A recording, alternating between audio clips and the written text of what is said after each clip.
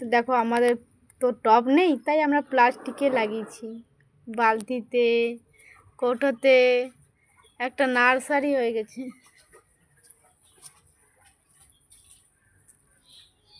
কত জল ভরে দিয়েছি এটাতে, জল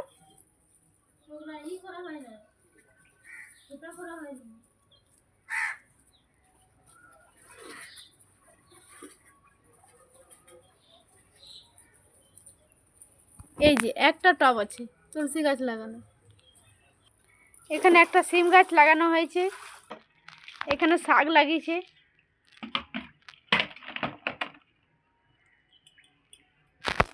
কটা এখানে গাছ আছে।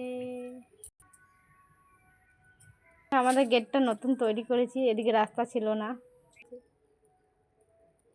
কল বসেছে। তো তোমাদের বাড়িতে কাদের কাদের কল বসেছে কমেন্ট করে জানাও।